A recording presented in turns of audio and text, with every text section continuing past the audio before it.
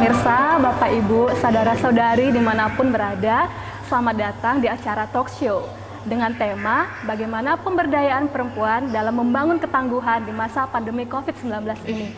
Nah, di sini sudah hadir dua orang narasumber, yaitu Ibu Resi Duyana dan juga Bapak Bahrul. Nah, kedua narasumber ini akan membahas tentang bagaimana sih perempuan dan juga bagaimana pemberdayaan perempuan itu supaya semakin tangguh dalam menghadapi masa pandemi COVID-19 ini. Nah, langsung aja ya. Pertama, aku mau nanya Bapak Bahrul dulu sebagai seorang pengamat sosial. Sebenarnya menurut Bapak bagaimana sih keadaan sekarang ini menyangkut perempuan dan juga perannya Pak dalam menghadapi pandemi sekarang ini Pak? Oke, terima kasih Ibu Moderator. Tadi ada pemberdayaan, lalu ada perempuan, lalu ada pandemik, ada rumah tangga. Lalu yang menjadi persoalan bagaimana situasi dan kondisi hari ini tentang pandemi. Secara pandemik sekarang fisik oke, COVID, tapi psikis nah ini. Jadi pengobatan itu dilakukan dua cara pandang antara fisik dan psikis. Sebenarnya yang tertimpa sekarang sudah mengalihkan pada cara psikis, kejiwaan. Jadi penyakit bisa disembuhkan, tapi psikis yang mungkin memerlukan waktu. Lalu bagaimana dengan pendidikan? Ini kan tematik ini. Lalu pendidikan sekarang siswa atau murid berada di rumah, dulu berada di luar. Dulu sekolah di rumah, di luar rumah, sekarang sekolah di dalam rumah. Lalu apa yang terjadi pada orang tua? Dulu orang tua menyerahkan anaknya secara menyeluruh ke sekolah. Sekarang sekolah hadir di dalam rumah. Iya. Nah, ini yang menjadi persoalan. Ketika sekolah yang hadir dalam rumah, lalu bagaimana peran orang tua? Saya cuma kemarin coba berdiskusi dengan salah satu orang tua yang taraf ekonominya di bawah. Apa dia bilang? Pak, anak saya sekarang nggak sekolah lagi. Kenapa? Karena saya tidak mampu bisa mengajar. Lalu dia katakan, sudah nak berhenti, kamu cari pendapatan saja. Tidak usah sekolah, karena sekolah juga mama tidak bisa mengajarmu. Nah ini yang menarik. Jadi kan berarti ada dua cara pandang yang diinginkan oleh anak dan yang diinginkan oleh orang tua, lalu ada pendidikan. Jadi persoalan yang muncul sekarang adalah kelengkapan dalam cara pandang orang tua harus sempurna. Dulu orang tua hanya memberikan pendidikan secara jasmani, dalam artian makan, minum, dan sebagainya. Tapi yang sekarang orang tua harus bisa masuk ke daerah rohani, yaitu pendidikan dan agama.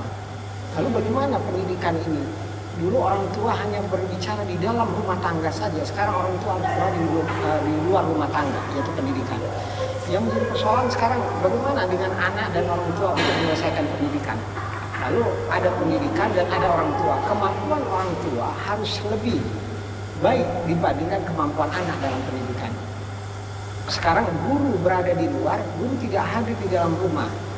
Guru hadir dalam daring, dalam jaringan. Lalu guru yang melakukan implementasi, memediasinya adalah kembali kepada orang tua. Pertanyaan yang sangat sederhana, bagaimana kemampuan orang tua dalam mendidik anak? Mendidik anak, mengajar anak, menjalankan tugas, ujian, dan semua. Pendampingan orang tua itu sangat menentukan cara pelaksanaan dalam pendidikan. Yang menjadi persoalan, apakah kemampuan orang tua itu sama dalam mendidik anak? Iya, itu jadi pertanyaan juga persoalan. Iya. Jadi terlebih sekarang itu yang disuruh mendidik anak itu hanya pihak perempuannya gitu. Oke. Memang ini persoalan domestik dan daerah publik. Kita akui, sempurnalah hari ini Tuhan, sempurnalah perempuan, karena surga itu di bawah telapak kaki ibu ya kan. Kesempurnaan itu diuji lagi untuk naik ke kelas ke surganya kan. Gitu. Tapi kan itu jadi beban tersendiri, yang nggak langsung perempuan lagi, perempuan lagi, istri lagi. Ini adalah kejadian. Ya bukan skenario manusia tapi skenario Tuhan itu saja. Kalau kita mengatakan nanti ini menjadi beban, nanti kita akan menjadi tidak mensyukuri apa yang telah. Pandemi virus ini kan ciptaan Tuhan deh gitu saja. Bukan ciptaan Cina ya Pak? Kalau menurut Kak Eci lah, karena kan panggilan akrabku sama Kak Eci nih, Kak Eci, ya, Kak ini baik sekali nih, mau terus mengembangkan bakatku tari-tari nih. Nah sekarang aku mau nanya Kak Eci nih, menurut Kak Eci lah sebagai pengamat ini, apa benarkah perempuan itu merasa terbebani, terus beban gandanya makin nambah gitu, dan bagaimana strategi supaya perempuan itu semakin tangguh lah melewati hari-hari di masa pandemi ini? Kalau saya sih melihatnya banyak layer ya kalau kita bicara COVID-19, perempuan dan masyarakat secara umum ya, pendidikan juga tadi Bapak udah singgung. Kalau saya karena memang banyak pernah juga bekerja di daerah bencana dulu di tahun 2005 gitu ya, masih di Nias gitu kan. Kemudian riset terakhir saya juga tentang bencana, banyak menyinggung tentang bencana. Sebenarnya kegagalan sistem manajemen bencana kita juga sangat berpengaruh. Jadi layer yang pertama kita bicara sistem penanganan bencana dulu begitu ya. Sistem penanganan bencana kita kan pasca bencana, ini permasalahan. Jadi pra bencananya, mitigasinya dan kesiapannya itu tidak pernah dipersiapkan. Kalau kita bicara misalnya secara organisasi, BNPB itu baru terbentuk tahun 2008. Kalau kita kulik lagi siapa sih orang yang kita percaya tentang kebencanaan, misalnya dulu ada Pak Topo ya, Pak Topo Mendiang ya, yang orang BNPB, yang dia dekat dengan wartawan, dia bisa diakses, Twitternya itu banyak followersnya gitu. Jadi kalau kita bicara bencana alam ya, kita belum bicara bencana non alam yang COVID-19 yang tidak terduga-duga yang ciptaan Tuhan ini tadi ya Pak. Jadi manajemen bencana kita tuh masih acak-adul ya, kalau bahasa ininya ya, bahasa sederhananya kita belum ready untuk bencana alam, kita baru belajar. Terakhir bencana alam terbesar itu Palu, Sulawesi Tengah. Itu bencananya, saya kebetulan ke sana waktu itu, gempa, tsunami, likuifaksi. Orang sudah tahu bagaimana cara menghindari gempa. Orang keluar rumah. Orang tahu cara menghindari tsunami, tapi orang tidak tahu orang yang di lapangan mati kena likuifaksi. Karena tanahnya landslide gitu kan, bergerak, dan yang di lapangan itu tadi kemudian masuk, tertimbun tanah. Jadi pengetahuan kita belum siap, manajemen bencana kita belum siap, itu di layer yang pertama. Jadi ada masalah tentang manajemen bencana. Belum kita bicara soal edukasinya, itu pastilah. Sudah pasti kita tidak pernah, saya nggak tahu di pendidikan formal sekarang misalnya anak-anak apakah pernah diajari bagaimana cara menghindari, cara menyelamatkan diri pada saat gempa. Di beberapa tempat itu kemudian diajarkan, tapi kayak temporari gitu loh, sebentar gitu kan, hangat-hangat teh ayam bahasanya gitu kan. Pas habis bencana, iya diajari bagaimana bersembunyi di bawah meja begitu ya, bagaimana kalau kita di lantai 2 itu sembunyi dulu di bawah meja, kalau di lantai pertama langsung cari ruang terbuka begitu kan. Itu layer pertama. Layer kedua kita bicara tentang, tentu saja ini lebih ke lebih ke sosiolog kita gitu ya. Sistem sosial kita kan harus diakui bahwa perempuan masih masih sebagai jenis kelamin kedua ya, second gender begitu ya. Second gender dalam artian kita masih bicara tentang peran beban ganda, misalnya nurturing ya, ngajari anak, pengasuhan begitu ya. Jadi ketika terjadi bencana alam maupun bencana non alam seperti COVID-19 ini yang lebih parah lagi gitu ya, perempuan itu atau secara umum kita bingung harus melakukan apa. Misalnya kalau pengalaman saya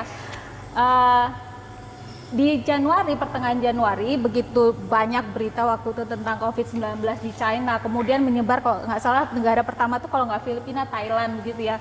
Itu saya udah ting, ini pasti masuk ke Indonesia.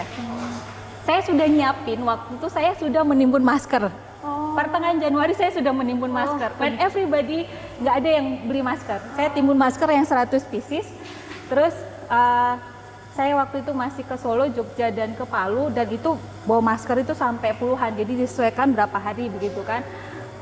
Karena kesadaran bencana sudah terbentuk begitu ya. Jadi ketika bencana non alam ini kan kita sebenarnya harusnya dipandu oleh pemerintah. Ini loh, diingatkan, siap siaga tapi jangan panik. Tapi kalau kita lihat ya, sampai awal Maret, 2 Maret itu kan kasus pertama diumumkan oleh Pak Jokowi di istana. Itu tengok aja beritanya apa. Soal inilah COVID-19 nggak bakal masuk Indonesia, orang Indonesia tangguh, jamu ya, jamu. Saya membayangkan ya, kalau jamu itu ampuh buat COVID gitu ya. Kita kan tahu ya, obat Cina itu yang paling ampuh untuk penyakit ya Pak ya. Kalau kita udah menyerah pasti ke Sinsei gitu ya. Kalau di Cina aja nggak sanggup pakai Sinsei, apalagi kita gitu ya, logikanya gitu ya. Jadi lucu sekali, misalnya Pak Doni waktu itu sempat mengendorse soal jamu juga. Saya ingat ya, ada statement beliau gitu ya. Pak Jokowi juga mengendorse jamu. Saya kira itu agak ini ya, pemerintah tidak punya pemahaman, termasuk orang-orangnya, presiden, ketua BNPB yang harusnya pada waktu itu meningkatkan kesadaran masyarakat tentang bencana non alam ini, mempersiapkan diri dan tidak menyepelekan begitu ya. Jadi akhirnya ketika kita terpaksa harus bukan lockdown ya, PSBB begitu ya, sekolah ditutup, sekolah dari rumah, bekerja dari rumah, itu kan orang terkaget-kaget gitu ya. Ketika orang kaget, lalu harus menyesuaikan diri. Ibu-ibu misalnya ya, saya ngelihat sih teman-teman saya yang biasanya kita diskusi ya, jam sekian belum bisa Mbak, saya masih ngajari anak saya, ini prioritas pertama begitu. Ya saya nggak bisa maksa juga, saya punyanya anak kucing gitu, bukan anak manusia yang masih sekolah gitu kan. Jadi nggak bisa juga saya memaksakan. Jadi layernya banyak sekali ya, karena persoalan sosialnya itu menumpuk-numpuk dan ya nggak tahu, pemerintah sepertinya lebih peduli dengan ekonomi. Itu yang saya agak politik ya, pilkada ya Pak ya gitu. Saya bingung juga ini apa sih sebenarnya mau pemerintah gitu kan. Jadi ketika kemarin katanya pilkada jalan terus ada demo undang-undang cipta kerja, saya bilang demo aja karena pilkada jalan gitu ya. Berarti yang kakak bilang tadi itu kan pemerintah nggak menyiapkan, dan juga informasi yang diberikan itu nggak membuat masyarakat aware gitu, sadar gitu. Jadi bagaimana seharusnya informasi atau akses yang diberikan kepada masyarakat, khususnya perempuan gitu Kak, untuk supaya ya udah terjadi kan sekarang kan, ya nggak bisa lagi disesali. Jadi upaya apa yang bisa dilakukan? Kalau bicara upaya, saya kira kalau saya ya melihatnya itu bisa makro, bisa mikro, artinya inisiatif juga ada. Karena kebetulan riset saya itu tentang radio komunitas Pak. Radio komunitas ini kecil ya tempatnya, batas saya juga cuma 2,5 kilometer begitu ya. Tapi inisiatifnya itu diantaranya ada sekitar, sekarang di Indonesia itu sekitar 8 stasiun radio, mereka bikin pembelajaran jarak jauh. Jadi nggak pakai pulsa Pak. Nggak pakai pulsa, bisa pakai handphone yang lama itu, karena handphone lama masih bisa dengar radio kan ya. Jadi dia hanya mungkin dicas doang, nggak perlu pakai pulsa, karena pakai frekuensi radio biasa. Itu ada sekitar 8 atau 9 sekarang yang sudah diinisiasi. Radio pembelajaran jarak jauh, radio PJJ, itu di Sumatera Utara belum ada. Di Lampung ada, di Lampung, di Jawa ada beberapa, di NTT juga ada, di Jawa sih yang lebih banyak. Kalau Sumatera di Lampung. Artinya ada inisiatif mikro yang sebenarnya bisa membantu, misalnya tadi masalah pendidikan, tapi kan secara tidak langsung juga ke beban ibu ya, artinya kan beban ekonomi gitu ya kan Pak. Terus kalau dia radio kayak gitu, secara ekonomi lebih murah, lebih mudah begitu. Dan secara makro, saya kira kalau bicara secara makro, kita bicara faktor kebijakan ya. Kalau kebijakan mungkin saya juga melihat kebijakannya masih sangat tidak berorientasi pada ini ya, pada pencegahan atau apa istilahnya, pengurangan risiko bencana. Karena bencana itu kan kita hidup di the ring of fire gitu ya. Tahun ini kita ketemu COVID, tahun depan kita misalnya bulan ini nih, tanggal kemarin ya kalau nggak salah itu ulang tahun letusan Gunung Merapi, 10 tahun Gunung Merapi. Kita punya Gunung Sinabung di Medan misalnya begitu ya. Kita hidup di tanah bencana. Kalau teman-teman bilang sih hidup nyaman di tengah ancaman begitu. Harus bisa seperti itu gitu. Berarti harus siap sedia, siaga gitu. Tapi kan awareness-nya itu nggak sehari 2 hari gitu loh. Itu permasalahannya gitu. Pendidikannya gimana? Apakah anak-anak SD itu diajari gitu kan? Apakah misalnya kebijakan kita kalau setelah bencana pembangunan ya kan Pak, pembangunan fisik ya, PUPR ya, pembangunan ininya nggak tahu. Intra aja tanpa supra nggak bisa. Betul, itu dia. Memang kesulitan memang yang menarik tadi bagaimana pendidikan tadi sudah ada. Bagaimana kalau bahasa sudah peranata sosial itu harus kuat. Sekarang kan pendidikan lagi tidak formal tapi informal gitu kan. Yang dulu di luar di gedung, di rumah, di gedung pakai pakaian mandi diantar. Sekarang kan kita sebagai orang dewasa juga terganggu hari ini. Semua terganggu. Kapal kecil goyang-goyang, kapal besar juga goyang-goyang. Jadi kalau bahasa kita di tengah laut sekarang. Bisa harus survive, suka atau tidak suka, mau atau tidak mau. Inilah perubahan yang harus kita terima. Tidak lagi ada yang kita sesali dan tidak ada yang menangis. Karena sudah banyak yang menangis, tidak menyelesaikan persoalan. Maksudnya begini, ini udah pendidikan, kita terima dulu. Ini kan ada zona ketakutan, zona belajar, dan ada zona pengetahuan yang harus kita terima. Inilah proses alamiah yang harus kita jalani. Siklus ini harus kita lewati tanpa harus ada lagi korban-korban baru. Walaupun secara mental kita katakan ini sudah terganggu, bagaimana orang tua, bagaimana laki-laki dan perempuan, bagaimana ayah dan ibu, bagaimana dengan anak, lalu bagaimana peran negara untuk hadir dalam persoalan ini. Mungkin solusi yang paling tepat adalah tadi sudah ada. Bagaimana komunitas di tingkat kecil RT RW ini dilibatkan. Misalnya sangat sederhana adalah sebenarnya sudah dilakukan sebagian, tapi ada juga yang belum. Bagaimana rumah ibadah itu dilemparkan pada cara pandang ada WiFi gratis, hotspot gratis. Ada guru yang hadir di tempat anak-anak, nggak usah banyak-banyak, 500 orang. Penting rutin ya Pak ya? Rutin, mahasiswa hadir kan gitu. Bagaimana pelibatan. Lalu kita tidak, bagaimana melibatkan supaya mereka kayak kemarin kita UNIMED PKL gitu, praktek kerja lapangan itu sudah tidak lagi berada di sekolah, tapi bagaimana mengadvokasi mereka. Harus ada tentor-tentor yang hadir di sekolah, di rumah. Hanya 3 kakak saja, nggak usah banyak-banyak, 5 kakak saja. Tapi ada 1 orang gitu. Lalu kan anak-anak tidak rentan, yang rentan itu adalah orang dewasa. Lalu bagaimana anak-anak tidak tertular, walaupun dalam cara pandang masih sulit bagi anak-anak untuk tertular karena punya imunitas yang luar biasa, kekuatan, dan karena dia siklus tubuh darahnya lebih kuat dibandingkan orang dewasa.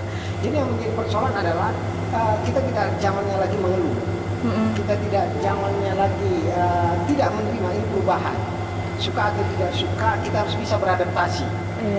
Melakukan penyesuaian dengan situasi dan kondisi apapun, kita harus kuat dalam segala tantangan yang ada, angin, badai, dan semuanya seperti tengah laut ini. Semua terganggu.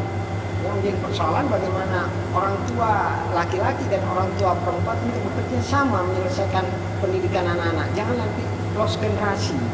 Lalu bagaimana hilangnya cara pandang dalam pendidikan.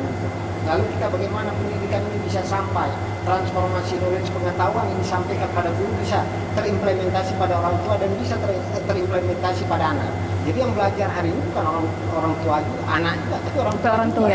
Jadi orang tua harus tahu teknologi, orang tua tidak melihat teknologi, belum lagi motif ekonomi, berapa paket, berapa juta yang harus habis. Berat.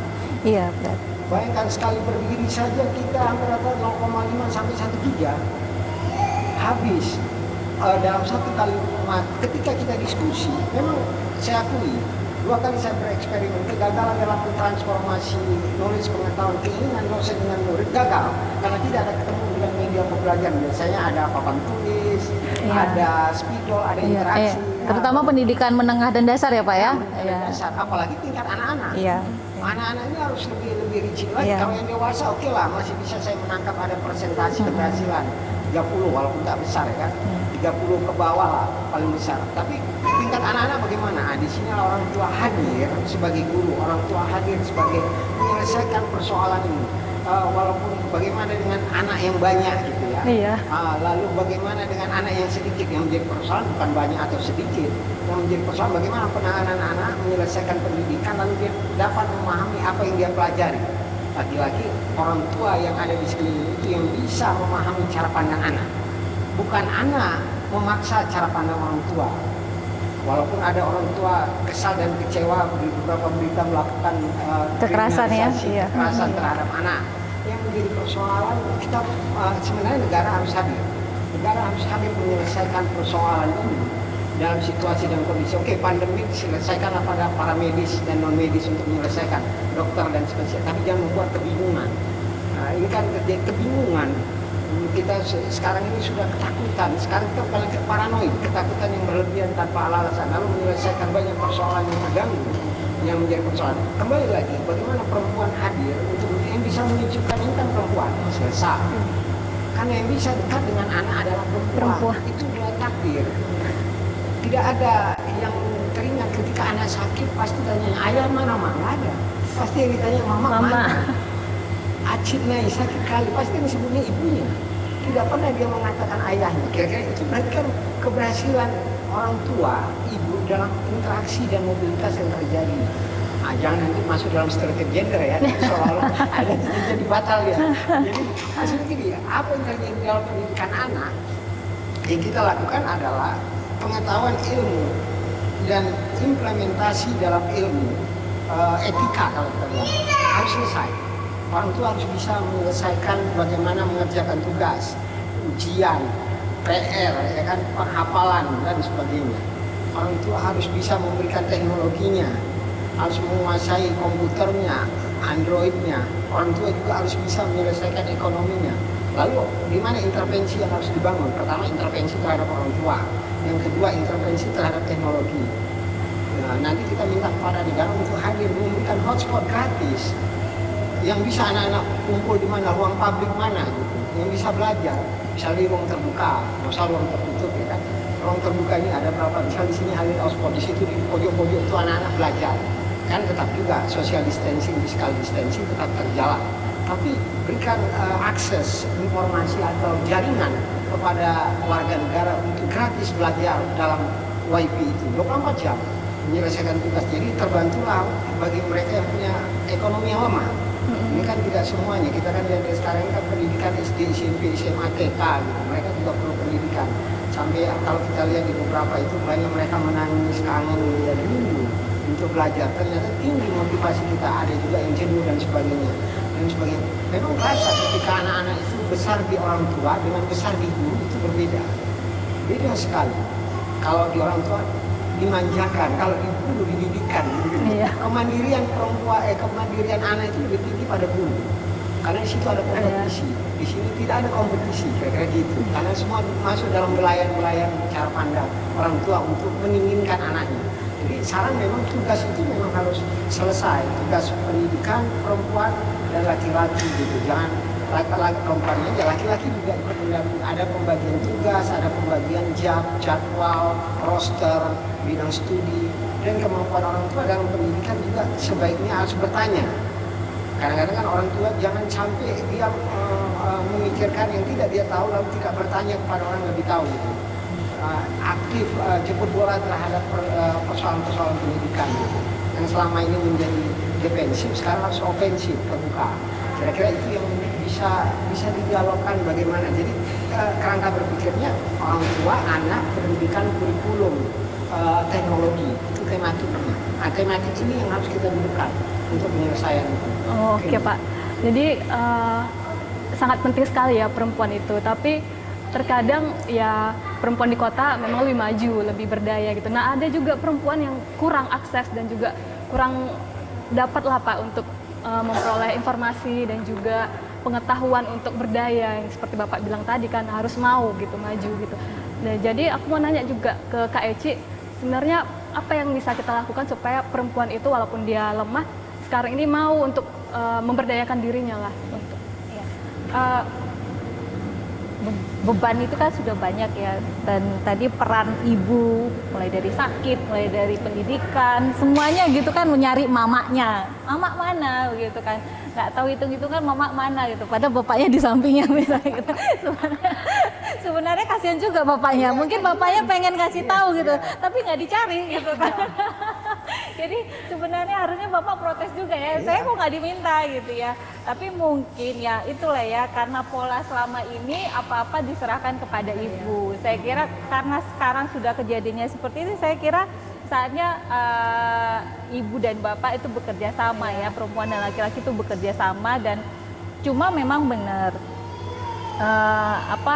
kalau kita bicara soal pemberdayaan perempuan atau apa namanya, kita memberikan beban yang begitu besar, ada beban yang begitu besar, tapi misalnya penguasaan teknologi gitu ya, sekitar 2-3 tahun yang lalu saya melakukan riset nggak jauh-jauh di Deli Serdang begitu ya. Kita belajar tentang sosmed, sosial media, Facebook. Itu ternyata ibu-ibu di daerah masih di Deli Serdang itu pinjem-pinjeman handphone dulu gitu loh supaya tahu sosmed. Terus dia cerita Deli Serdang. Kampungku. Sama kita sama-sama. Unima juga udah masuk Deli Serdang ya Pak ya. Jadi kita Uma juga Deli Serdang gitu kan. Jadi dia pinjam handphone ibu anaknya gitu kan, karena dia khawatir misalnya anaknya mengakses video-video porno dan sebagainya gitu.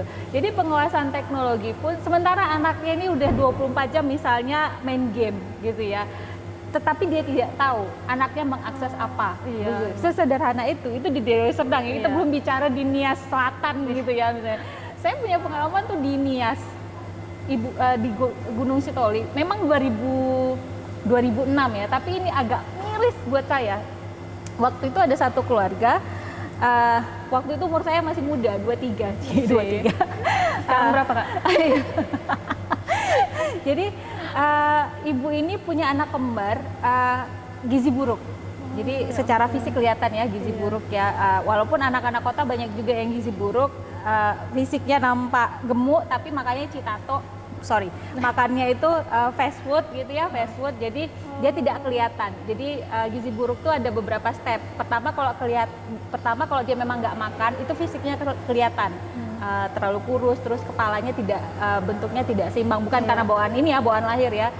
Jadi anak kembarnya ini gizi buruk, kita identifikasi, dia umur 23 tahun, si ibunya ini tadi punya anak 4. Saya waktu itu 23 tahun masih cibi-cibi. Dia 23 tahun, bahkan beberapa bulan lebih muda dari saya. Jadi dia memang menikah muda, anak 4, anak yang ketiga ya kan, ini yang pertama dan yang kedua anak satu-satu ya, anak yang ketiga kembar. Dan 2 anak ini gizi buruk. Waktu itu saya bilang begini, kenapa kok bisa ya, maksudnya nanya ya, kok bisa ya Bu, adik-adik ini kurus sekali begitu. Oh iya, mahal semuanya, beli daging mahal katanya. Waktu itu Gunung Sitoli, dulu itu kalau kita ke pantai pagi-pagi Pak, kita tungguin itu nelayan, itu 10.000 dapat serenteng 20-30 ikan segar, belum masuk es. Kita tungguin aja itu. Jadi dulu enak banget tuh di Gunung Sitoli ya. Kalau saya ingat Gunung Sitoli itu ya, ikan tuna gitu ya, karena lautnya masih bagus. Terus dia bilang begini, daging itu mahal, loh kan bisa makan ikan. Kalau seringan makan ikan, cacingan. Dia bilang begitu, makan ikan cacingan, karena kalau mungkin Bapak ingat zaman Orde Baru, dulu kan kita disuruh makan tahu sama tempe, nggak boleh sering-sering makan ikan nanti cacingan. Itu zaman Orde Baru, saya ingat. Doktrin itu masih melekat di kepala dia. Itu tahun 2006, reformasi udah tahun berapa begitu kan pertanyaannya.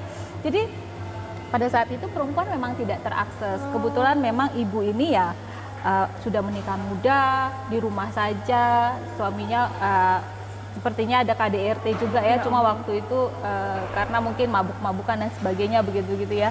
Jadi akses informasi, penguasaan teknologi itu mau nggak mau, bahkan ibu-ibu yang katakanlah tinggal di pelosok pun mau nggak mau harus gimana orang anaknya belajar daring gitu ya. Jadi kalau saya sih melihatnya gini, kalau memang ada inisiatif seperti tadi dari Unimed, dia PKL masih namanya Pak, PKL-nya itu datang, KKL ya, datang ke rumah, ada inisiatif misalnya soal pembuatan radio komunitas itu kan memang sedikit mengurangi, tapi kemudian kita jangan lupa bahwa base-nya ini tadi suprastruktur ya, value-nya itu tuh harus kita bangun, bahwa ada kesamaan, kesetaraan akses informasi, kesetaraan penguasaan teknologi begitu ya.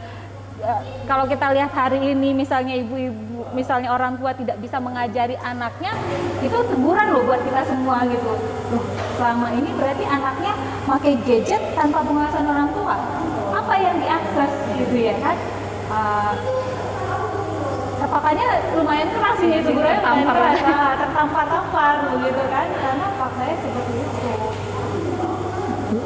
Berarti sampai saat ini belum ada kebijakan yang menyentuh lah untuk kalangan perempuan atau ibu-ibu lah khususnya ya, supaya mereka semakin aware lah, terus semakin pandai gitu kan untuk memperoleh informasi khususnya di bidang pendidikan. Saya nggak tahu ya. Ini kalau kita bicara soal ini mungkin topiknya digital literasi ya, atau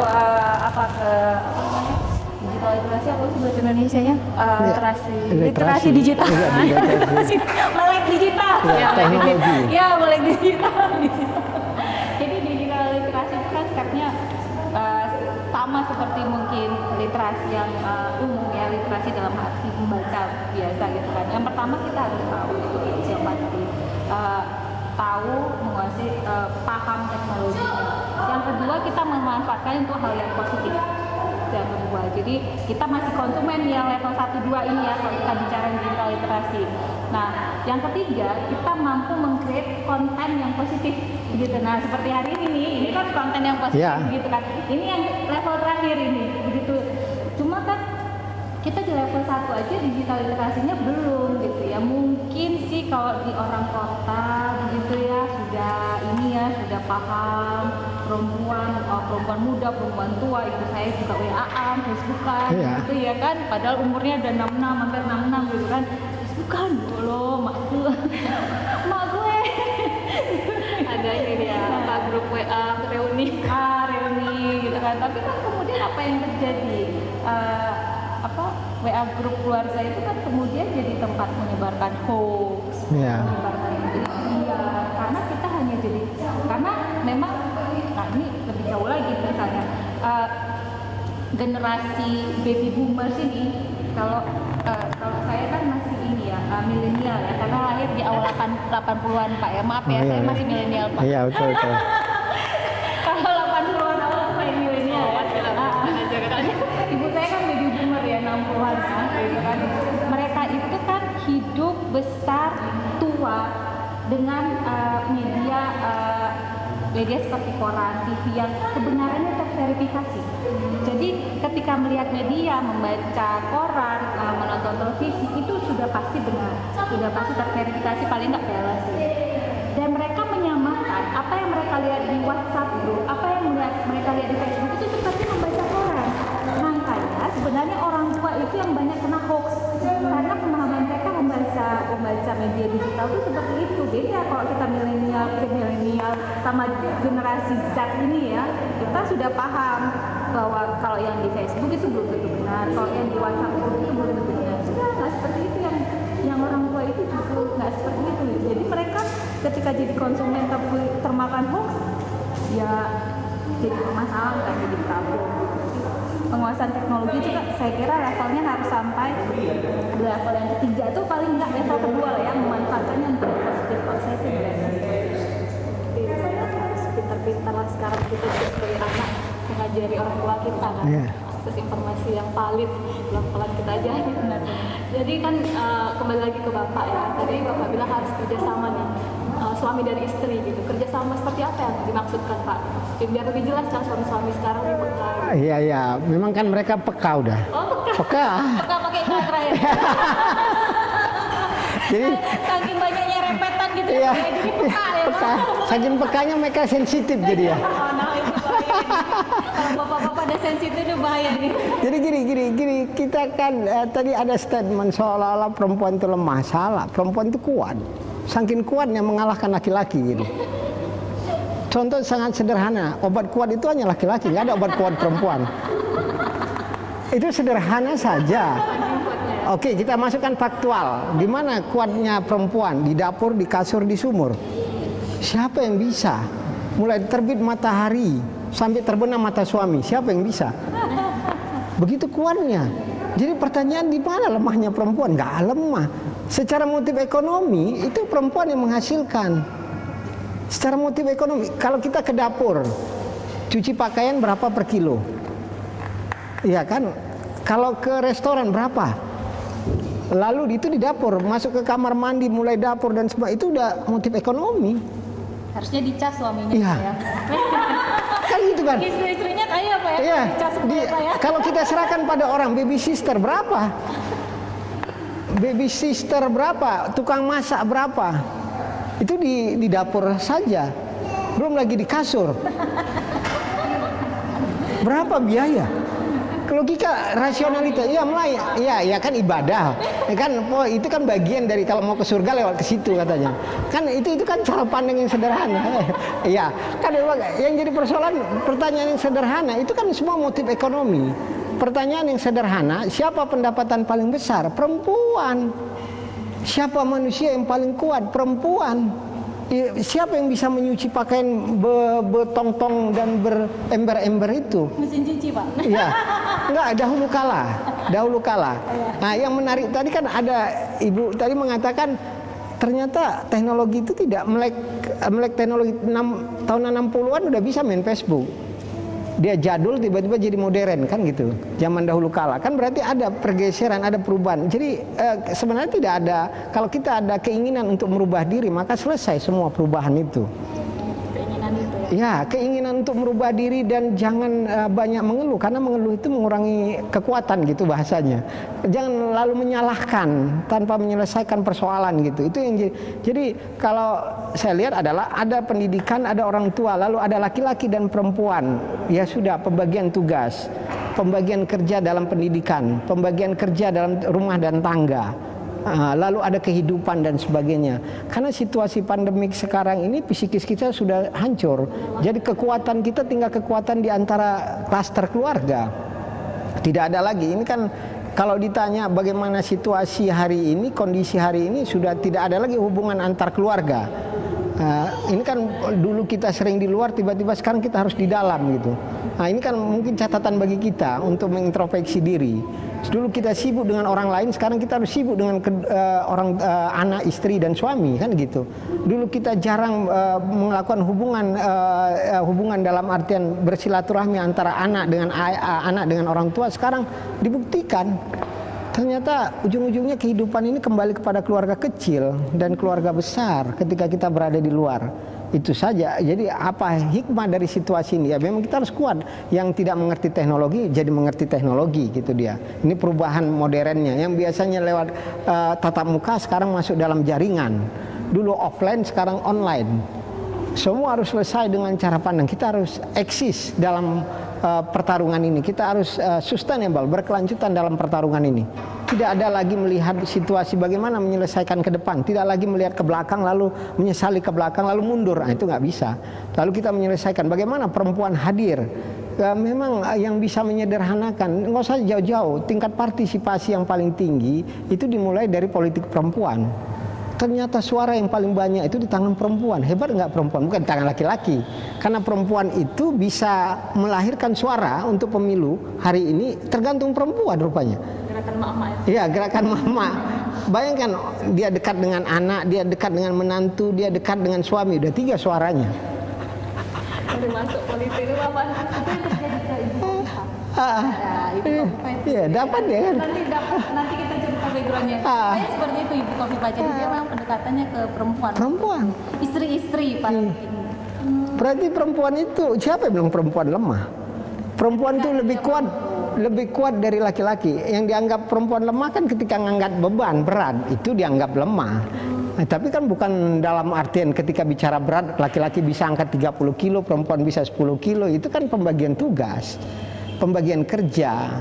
Jadi saya melihat luar biasa bisa melahirkan. Itu kan luar biasa. Yang kami laki-laki tak bisa melahirkan gitu kan gitu, dan tidak bisa melihat orang melahirkan kan gitu, saking tingginya kan hebat. Bukan tidak mau hadir, tapi rasa kasihan rasional. Jadi ada cara pandang kesempurnaan yang saling melengkapi di antara kita. Itu dulu yang didiskusikan. Jangan lihat pembagian tugas ini adalah dikotomi dan kesenjangan. Nah ini yang menjadi persoalan, ini yang dianalisis orang dalam cara pandang, seolah-olah pembagian tugas itu ada yang menang dan ada yang kalah. Nah kira-kira padahal yang mau kita lakukan dalam rumah tangga itu berbicara kekurangan lalu melengkapi kekurangan, bukan bicara kelebihan. Dalam rumah dan tangga itu karena mereka saling mencintai karena kelemahan-kelemahan itu, bukan cari mencintai karena kelebihan-kelebihan itu yang salah. Kalau ditanya kenapa mereka mencintai, karena kekurangannya ada padaku untuk menjawabnya. Kekurangan dia ada padaku. Itulah yang saling melengkapi. Jadi kita kembali kepada pendidikan. Memang ini laki-laki dan perempuan, ayah dan ibu harus menyelesaikan persoalan pendidikan. Ayah dan ibu harus menyelesaikan persoalan kesehatan. Ayah dan ibu harus menyelesaikan persoalan ekonomi, sosial, budaya, memberikan pengetahuan, informasi, perubahan yang terjadi.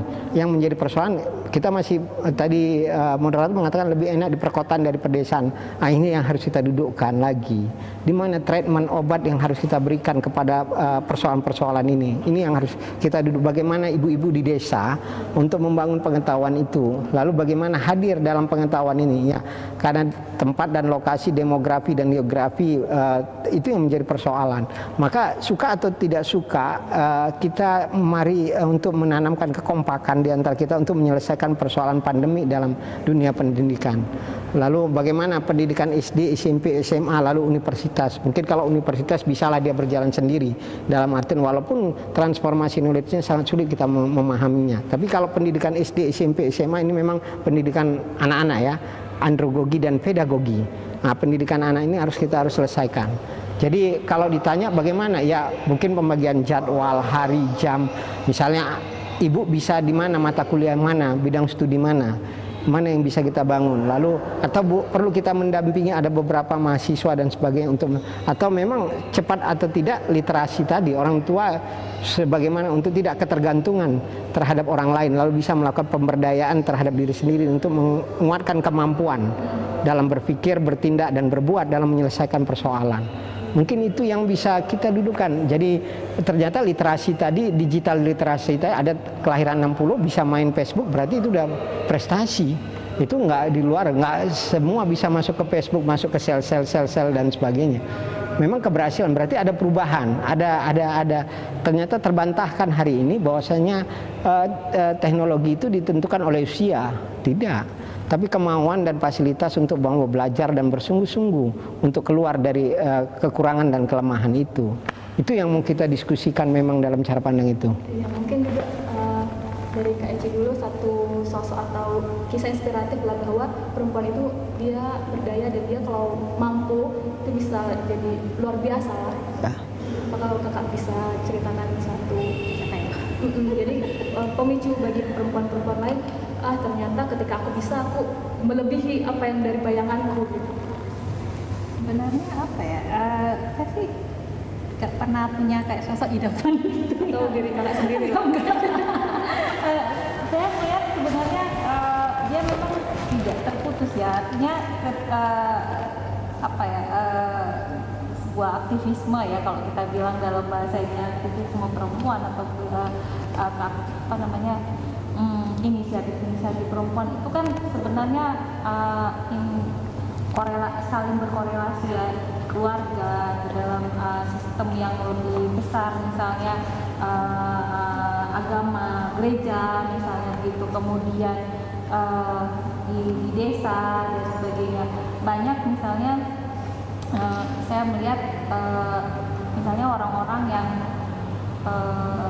riset saya selama ini, dia berasal mulai dari hobi misalnya untuk apa ya namanya, untuk pemberdayaan ekonomi gitu ya, kemudian mampu merangkul orang-orang di sekitarnya gitu, kemudian atau misal memang dari ketidakhadiran teknologi atau beban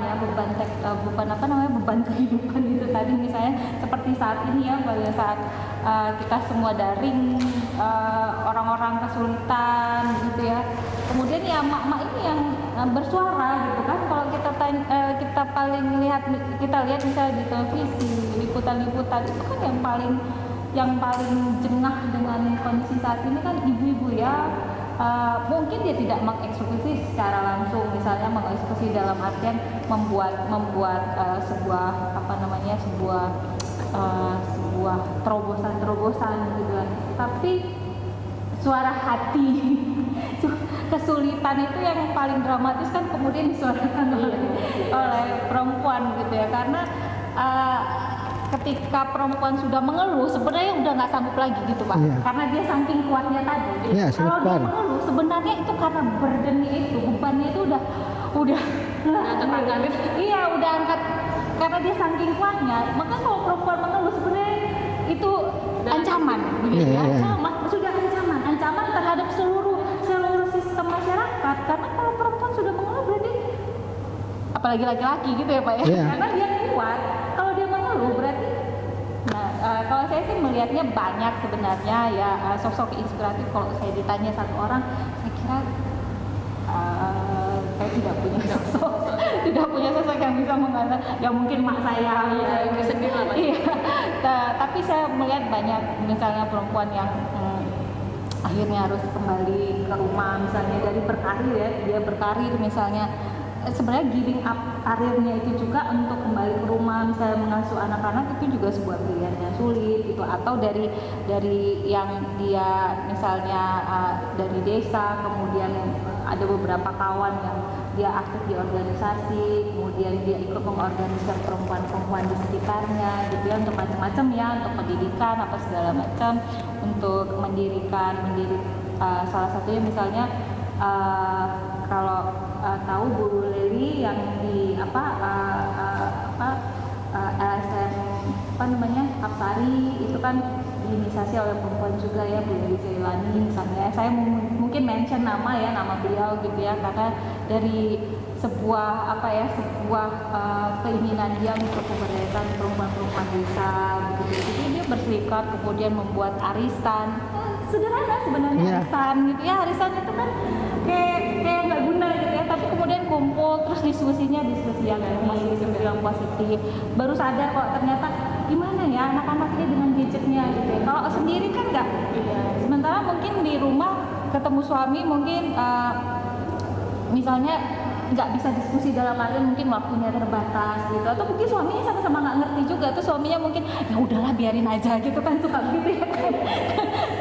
Akhirnya kan ketemu sama ibu-ibu sama mama, akhirnya mendiskusikan. Waktu itu saya ikut untuk diskusi itu karena ya ini kekhawatiran mereka melihat game online ya, waktu itu sekitar 2 tahun yang lalu tuh bisa anaknya dari pagi sampai pagi di game online misalnya begitu kan. Itu kan kekhawatiran mereka, akhirnya mereka saling bekerja sama. Jadi ya saya juga menyarankan ya memang persoalan itu tidak bisa diselesaikan satu jenis kelamin aja gitu ya. Persoalan itu harus diselesaikan tuh bersama-sama. Kita bicara dari struktur mikronya misalnya gitu, tapi secara makronya juga kalau ditanyakan tadi kan kebijakan kita seperti apa? Ya hari ini begitu ya. Jadi belum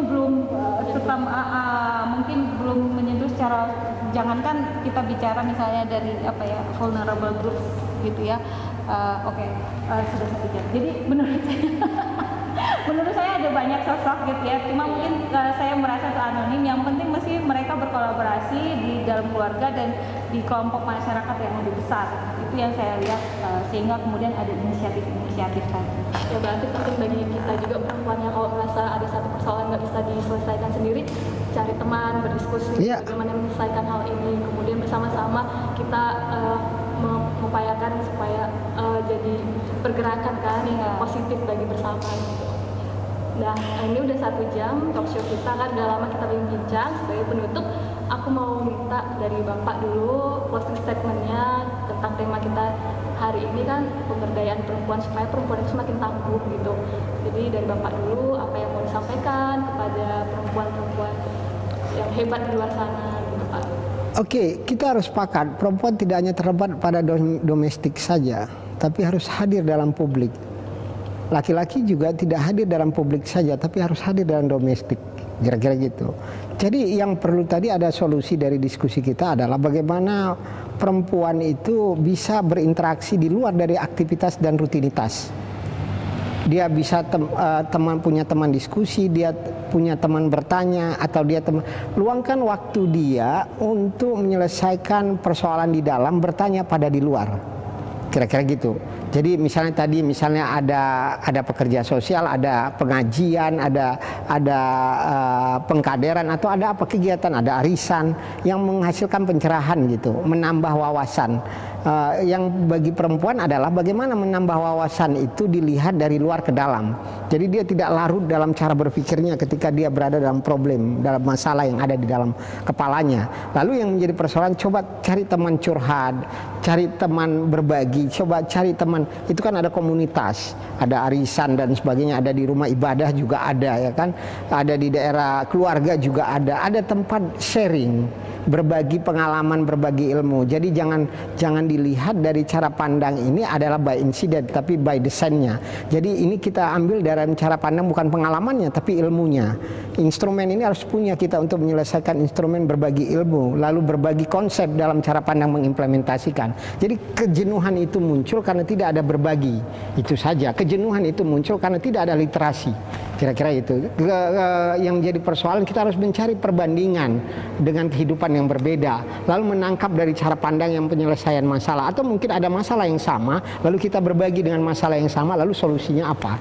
Jadi mari kita membuka diri untuk menyelesaikan persoalan-persoalan pendidikan, agama, ekonomi dan sebagainya, untuk menerima pemahaman orang lain. Jangan terus berbicara hambatan, tantangan, kendala dan sebagainya tanpa menyelesaikan solusi. Jalan keluar dari masalah itu lebih baik daripada menyesalkan masalah itu. Kira-kira itu yang harus kita dudukkan. Ya, saya kembalikan ke moderator. Bagus, Pak, mantap. Semoga perempuan luar sana semakin membuka diri ya, jangan terpuruk aja, aku sendiri nggak sanggup gitu. Kemudian dia stres kan. Seolah-olah perempuan teraniaya, dianiaya, menganiaya dia. Padahal dia yang menganiaya diri dia. Berarti perempuannya juga harus tahu cari teman yang memang dia pikirannya juga positif, ingin maju. Jangan sesama yang terpuruk juga gitu kan. Kita kan terpuruk dua-dua, udah selesai. Nah, itu tadi dari Bapak closing statement-nya. Sekarang ke Kak Eci dulu nih. Silakan Kak Eci. Kalau kita bicara COVID-19 hari ini, kita melihat banyak sekali bolong-bolongnya ya, bolong-bolong itu dalam artian permasalahannya, kemudian banyak juga inisiatif gitu. Tapi inisiatif ini memang jangan sampai accident saja selesai, tapi harus by design, harus dinaikkan menjadi sebuah regulasi yang kemudian nanti dia menyebar, yang yang dipromosikan dan dibiayai misalnya ya oleh negara, misalnya soal digital literasi soal misalnya tadi radio pembelajaran jarak jauh gitu kan, kita nggak tahu COVID-19 ini selesainya kapan begitu ya.